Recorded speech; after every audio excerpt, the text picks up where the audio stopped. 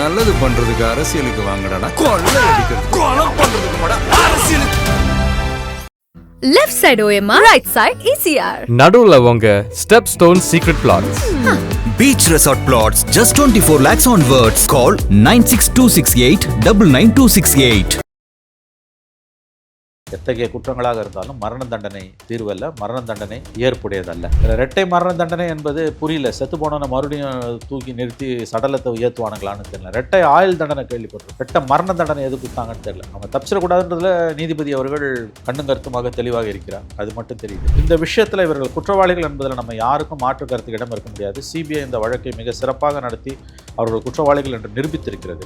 ஆயுள் முழுவதும் அவர்களுக்கு சிறை தண்டனை கொடுக்கணும். அவர்களுடைய உயிர் மூச்சு இருக்கும் வரையில் அவர்களுக்கு சிறை தண்டனை கொடுக்கணும். டில் த நேச்சுரல் டெத்துன்னு. இந்த போலீஸ்காரங்களுக்கு கஸ்டோடியல் டெத்து விளைவிக்கக்கூடிய, லாக்அப் டெத்து செய்யக்கூடிய, லாக்அப் கொடுமைகளை நிகழ்த்தக்கூடிய காவலர்களுக்கு அது ஒரு தண்டனையாக கண்டிப்பாக இருக்கும். அது ஒரு முன்மாதிரியாக இருக்கும். லாக்அப் டெத்ஸ் நடக்காமல் பார்க்கறதுக்கு அரசு என்ன நடவடிக்கை எடுக்குது? ஏன்னா அதுக்கு பிறகு அது எடப்பாடி பீரியட்லன்னா ஸ்டாலின் கவர்மெண்ட்டில் ஒன்றும் இத்தகைய கொடுமைகளுக்கு எந்த பஞ்சமும் கிடையாது. அஜித்குமார் படுகொலை வழக்கு நடந்தது. பொற்கொடி ஆம்ஸ்டாங் ஆதரவு பெருகிட்டே இருக்குது. திமுகவினுடைய கூட்டணியில் இருக்கக்கூடிய திருமாவளவன் ஒரு பக்கம் ஆதரவு, ரஞ்சித் மாரி செல்வராஜ் ஒரு பக்கம் ஆதரவு, வேல்முருகன் அவங்க நிற்கிறதுனால நான் கேண்டிடேட்டே போடலை என் கூட்டணி சார்பான்னு சொல்லி அவர்களும் விலகுவதும், அதிமுக ஒரு முழுமையான ஆதரவோட நிற்கிறோம். ஆம்ஸ்டாங்குக்கான ஒரு தேர்தலாக அது மாறிட்டு இருக்கு அந்த தொகுதியை. தலித் அமைப்புகள் எத்தனை பேர் ஒன்று சேர்ந்துருக்காங்க.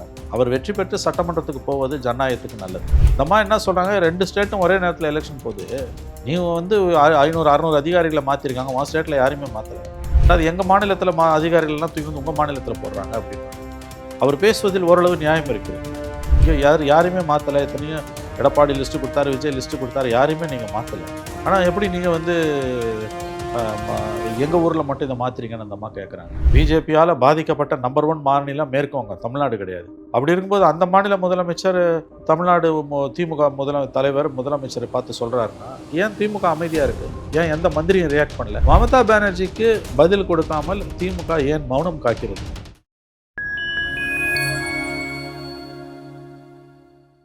ஃபைன் டைம் மீடியாவோட ஒரு ஸ்பெஷல் இன்டர்வியூவில் சிறப்பழைப்பாளராக தமிழ்நாட்டினுடைய ஒரு மூத்த ஊடகவாளர் மணிசார் அவர்கள் இணைந்துள்ளார். சமகால அரசியல் நிகழ்வு குறித்த பல்வேறு கேள்விகளை முன்வைக்கின்றோம். வாருங்கள் நிகழ்ச்சிகள் சொல்லலாம். வணக்கம் சார். வணக்கம். சாத்தான்குளம் பிரச்சனையை கடந்த தேர்தல் ரொம்ப ஸ்ட்ராங்காகவே திமுக எதிரொலித்தது. ஆனால் தமிழ்நாட்டோட சட்டம் ஒழுங்கு பிரச்சனை ஏடிஎம்கே எதிரொலிக்கலைனாலும் இந்த தீர்ப்புங்கிறது 9 பேருக்கு இரட்டை மரண தண்டனைங்கிறது இரட்டை மரண தண்டனை அப்படிங்கிறது முத்துக்குமரன் தீர்ப்பு கொடுத்துருக்காரு. சார் எப்படி பார்த்து? எனக்கு தனிப்பட்ட முறையில் வினோத், நான் மரண தண்டனைக்கு எதிரானவன். எத்தகைய குற்றங்களாக இருந்தாலும் மரண தண்டனை தீர்வல்ல, மரண தண்டனை ஏற்புடையதல்ல. ஆனால் இவர்கள் குற்றவாளிகள், இவர்களுக்கு தகுந்த தண்டனை கொடுக்கப்பட வேண்டும் என்பதில் மாற்று கருத்தில்லை. அவர்களுக்கு வாழ்நாள் முழுவதும் சிறை தண்டனை கொடுத்துருக்கலாம். இரட்டை மரண தண்டனை என்பது புரியல. செத்து போனவனை மறுபடியும் தூக்கி நிறுத்தி சடலத்தை ஏற்றுவானுங்களான்னு தெரியல. இரட்டை ஆயுள் தண்டனை கேள்விப்பட்டிருக்கோம். இரட்டை மரண தண்டனை எது கொடுத்தாங்கன்னு தெரியல. அவங்க தப்பிச்சிடக்கூடாதுன்றதுல நீதிபதி அவர்கள் கண்ணும் கருத்துமாக தெளிவாக இருக்கிறார். அது மட்டும் தெரியுது. நிறைய முக்கியமான தீர்ப்புகளை கொடுத்த நீதிபதி. ஆமாம். அவர்கள் குற்றவாளிகள் என்பதில் மாற்று கருத்துக்கு இடமில்லை. அவர்களுக்கு தக்க தண்டனை கொடுக்கணுன்றதுல மாற்று கருத்துக்கு இடமில்லை. தனிப்பட்ட முறையில் என்னுடைய கருத்து என்பது மரண தண்டனை என்பது எந்த குற்றத்துக்கும் மரண தண்டனை தீர்வு அல்லன்றது தான் என்னுடைய கருத்து. நான் மரண தண்டனைக்கு தனிப்பட்ட முறையில் ஒரு பிரஜையாக, ஒரு குடிமகனாக நான் மரண தண்டனைக்கு எதிரானவன். ஆனால் இந்த விஷயத்தில் இவர்கள் குற்றவாளிகள் என்பதில் நம்ம யாருக்கும் மாற்று கருத்துக்கு இடம் இருக்க முடியாது. சிபிஐ இந்த வழக்கை மிக சிறப்பாக நடத்தி அவர்கள் குற்றவாளிகள் என்று நிரூபித்திருக்கிறது.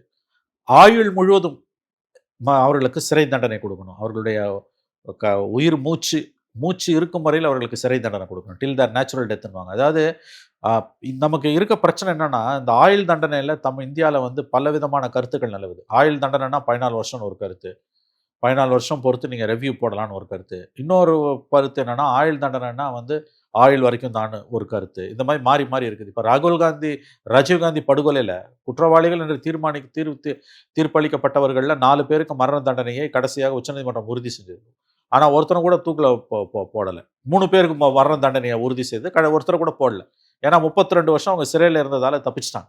ஒரு முன்னாள் பிரதமரை கொலை பண்ண வழக்கில் குற்றவாளிகள் என்று உச்சநீதிமன்றமே தீர்ப்பளித்த பிறகும் அதில் மரண தண்டனையிலேருந்து 3 பேர் 32 வருஷம் சிறையில் இருந்தாங்கன்னு தப்பிச்சிட்டாங்க அவங்க.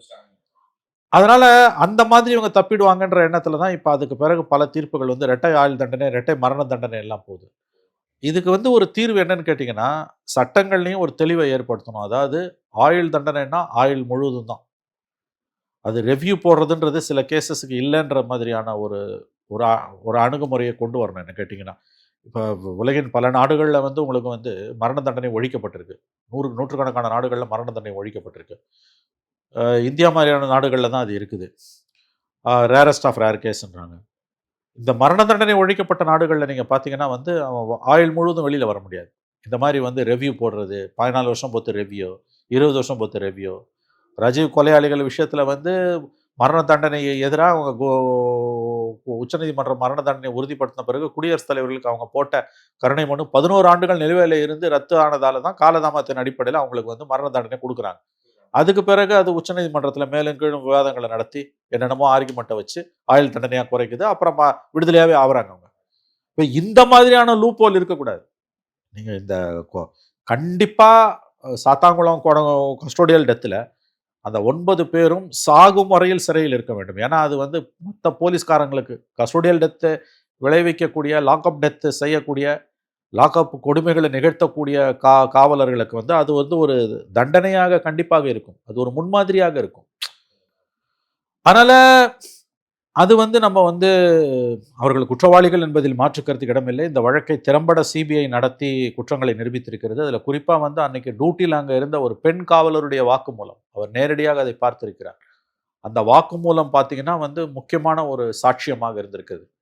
இவர்கள் குற்றவாளிகள் என்பதில் இந்த 9 காவலர்களும் மனித மிருகங்களாக நடந்து கொண்டார்கள் என்பதில் மாற்றுக்கருத்துக்கு இடமில்லை. ஆனால் தூக்கு தண்டனை என்பதை ஏற்க முடியாது. ஆயுள் முழுவதும் அவர்கள் கடைசி மூச்சு இருக்கும் வரையில் அவர்கள் சிறையில் இருக்க வேண்டும் என்ற அந்த ஆயுள் தண்டனையாக அது குறைக்கப்பட வேண்டும் என்பதுதான் என்னுடைய கருத்து. இப்போ சட்டப்படி பார்த்தீங்கன்னா அவங்க அப்பீலுக்கு போனாலும் போவாட்டியும் ஹைகோர்ட் வந்து அந்த சென்டென்ஸை வந்து கன்ஃபார்ம் பண்ணணும். அப்போ தான் தூக்கில் போட முடியும். இப்போ அவங்க அப்பீலுக்கு போயிருக்காங்க, உடனடியாக ஸ்டே கொடுத்துருவாங்க. அதுக்கு பிறகு ஹைகோர்ட்டில் வாத பிரதிவாதம் நடக்கும். கோர்ட் என்ன சொல்லுது நமக்கு தெரியல. 9 பேரை தூக்கில் போடுறதுன்றது வந்து சாதாரணமாக இது வரைக்கும் நடைமுறையில் இல்லாத ஒன்று. அந்த தீர்ப்பை வந்து உயர்நீதிமன்றமும் உச்சநீதிமன்றமும் எப்படி பார்க்கணும்னு தெரியல. அப்புறம் சுப்ரீம் கோர்ட்டுக்கு போவோம், அது வேற விஷயம். I think at the end of the day 9 பேரையும் தூக்கில் போடுற தீர்ப்பை வந்து உச்சநீதிமன்றம் உயர்நீதிமன்றமோ அல்லது உச்சநீதிமன்றமோ ஏற்றுக்கொள்ளாதுன்னு எனக்கு தோணுது. சிலருக்கு கொடுக்கலாம், மற்றவங்களுக்கு வந்து விடுதலை இது வந்து ஆயுள் தண்டனையாக குறைக்கலாம். ரொம்ப ரேரஸ்ட் ஆஃப் ரேர் கேஸ் வேணால் 9 பேரையும் போடுறா தூக்கலன்ட்டான்னா சிக்கல். ஏன்னா அதை நிறைவேற்றக்கூடிய வல்லமை மாநில அரசுகள் தயங்கும். மாநில அரசுகள் அதை தயங்கும். ஏன்னா 9 பேரை ஒரு நீதிமன்றத்தில் நீங்கள் ஒரு எந்த சிறைச்சாலையிலையும் போட முடியாது, பிரித்து போடணும். 9 பேரை தூக்கில் போடுறீங்கன்னா அது தூக்கு தண்டனைக்கு எதிரான அமைப்புகள் வந்து திரண்டு போராடுவாங்க. இப்போதைக்கு ஒன்றும் நடக்காதுன்னு தான் எனக்கு தோணுது. ஹைகோர்ட்டில் கண்டிப்பாக ஸ்டே பண்ணிவிடுவாங்க. அதுக்கு பிறகு இந்த கேஸ் எப்படி போகுதுன்றதை நம்ம பொறுத்து தான் பார்க்கணும்.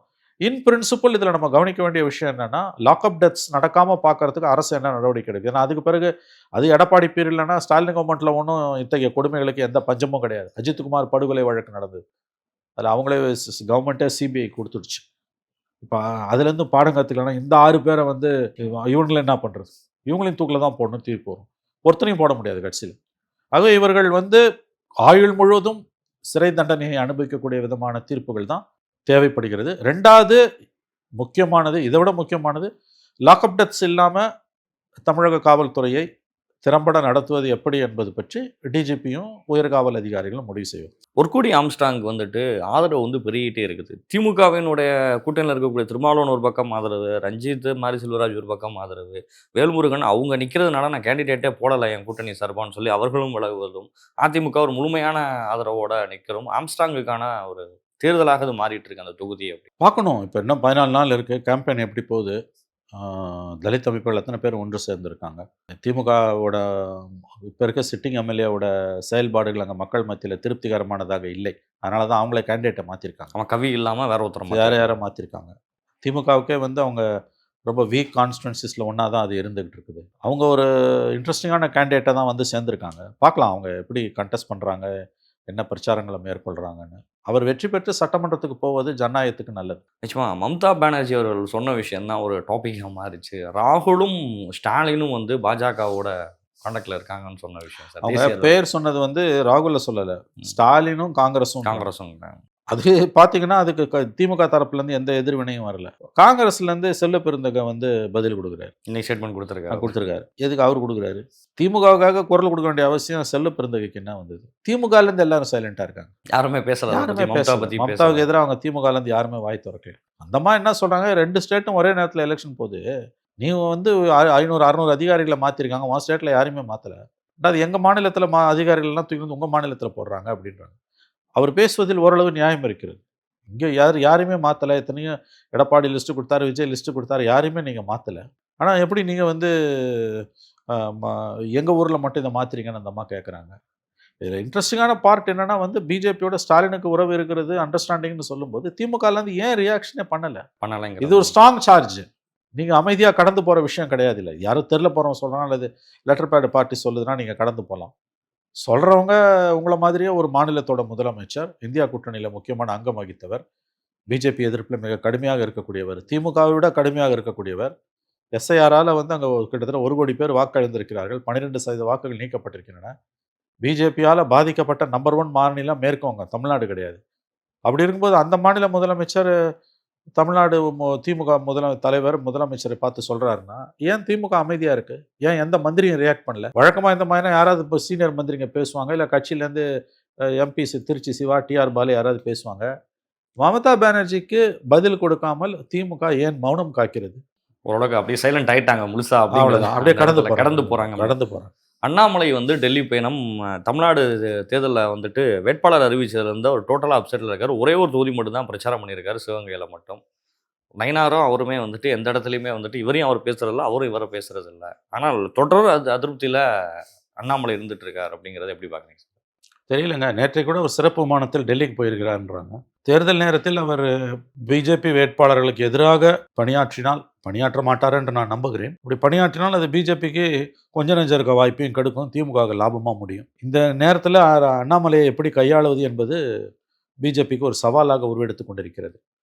அதில் சந்தேகமே இல்லை. அவர் ஆதரவாளர்களுக்கும் டிக்கெட் இல்லை, அவருக்கும் டிக்கெட் இல்லை, அவர் ஓரங்கட்டப்பட்டிருக்கிறார்.